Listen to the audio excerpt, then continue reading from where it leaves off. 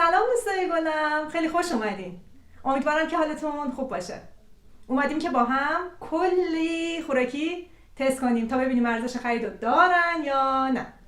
اینجا رو یه ذره جمع و جور کنم و خلوت شه تا با هم دیگه تست رو شروع کنیم. پس با من همراه باشین. خب برسیم به یه محصول دیگه که اسمش ملودی هستش. بسته بندیش این شکلیه. اینجاش خیلی جالبه، برجستگی داره عکسش. ببینم چی هستش. روش نوشته میول ژله، دراژه ژلاتینه. بازش کنیم ببینیم چه طعمیه.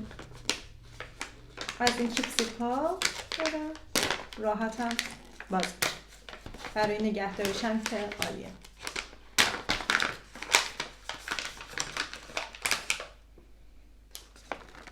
داخلش این شکلیه، بوی خاصی نداره. ببینیم طعمش چجوریه.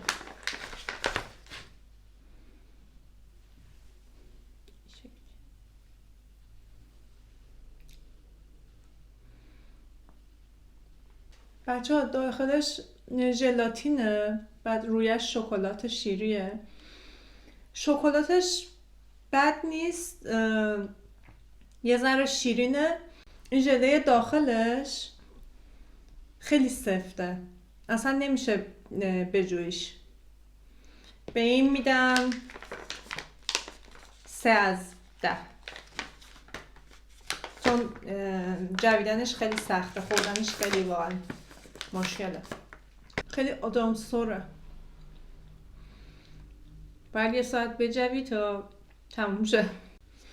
برسیم به یک پفک، ولی نه پفک معمولی، پفک تند.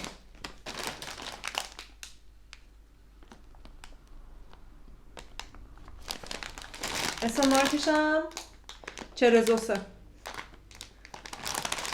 چرزوس اولترا. مثل همون پفک های چیتوزا خودمونه ولی تنده.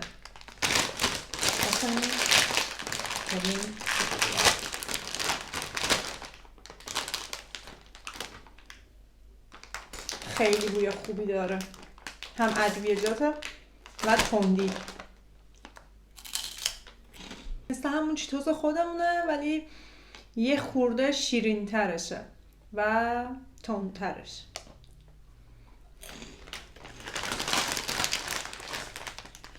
خوبه، من میپسندمش.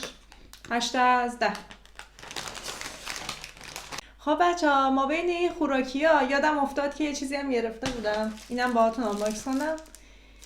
یه همچین چیزی گرفتم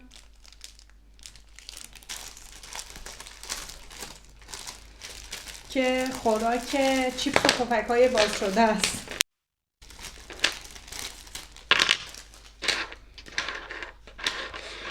شش تا داخلشه، اینجوریه. 3 تاش کوتاه‌تره، 3 تاش هم این شکلیه درستم. بعد پفک هایی که باز کردیم و بقیه‌اش مونده این شکلی تاش می‌کنیم و یکی از اینا رو باز می‌کنیم و این شکلی راحت می‌بندیم. چفت شد دیگه، هوا داخلش نمیره و چیپس و پفک هایی هم که حالا میخوایم بعدم بخوریم سالم میمونه. خب بریم سراغ خوراکی بعدیمون. شکلات میخوام باز کنم، شکلات میلکا. هم شیری و هم سفید و هم شیری قاطیه. این شکلیه رویش. این محصول فکر کنم ترکیه نیست بچه ها، این آلمانی هستش. شکلات آلمانیه. باز کنیم ببینیم طعمش چجوریه.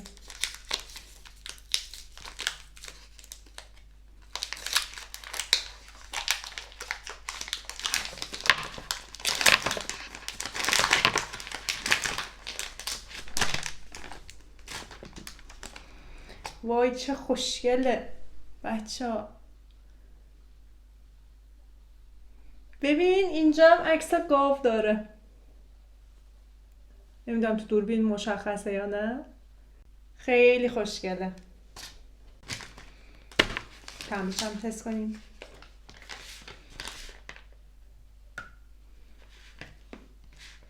بچه ها طعمش خوبه. شیری و همون شکلات سفید، طعم شکلات سفید و شیری رو میده. خیلی عالیه.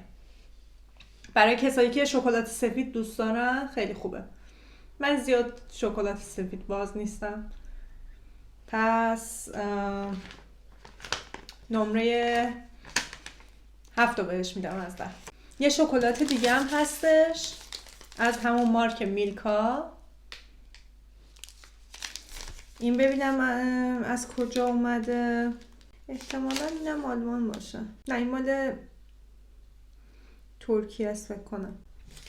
نتونستم دقیقا پیدا کنم که مال کجاست و این شکلیه. باز کنیم ببینیم طعمش چجوریه.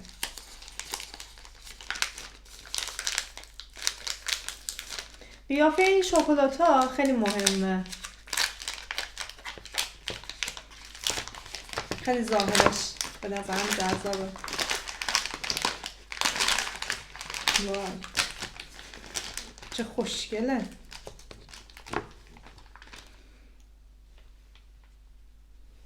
این شکلیه. خیلی خوشگله. بعد اینم پشتشه.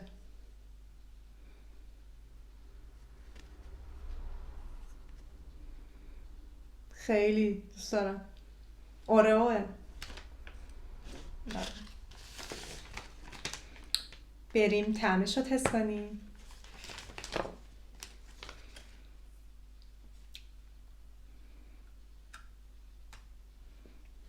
طعمش خوبه. شکلات شیری و همون طعم اوریو رو میده. کرم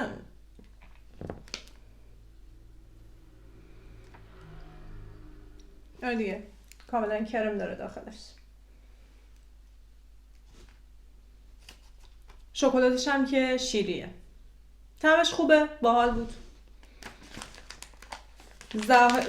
ظاهرش بیشتر از من نمره گرفت.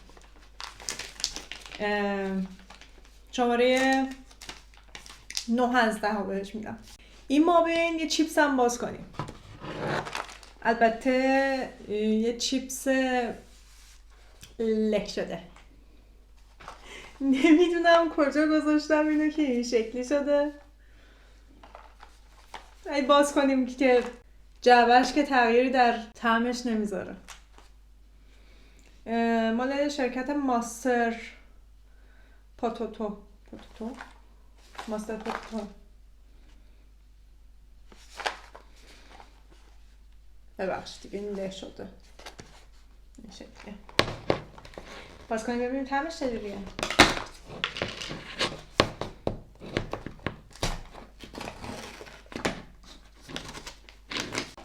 داخلش که این شکلیه مثل همه چیپس ها. طعمش رو ببینیم چه شکلیه. البته این طعمش چی بود؟ فلفلیه. طعم فلفلیش بود. بچه یه تندی ملویی داره.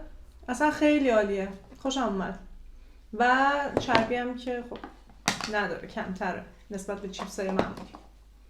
این چیپس ها یه مزیتی هم که دارن نسبت به چیپس های معمولی این داره که میتونین هر موقع خواستین استفاده کنین.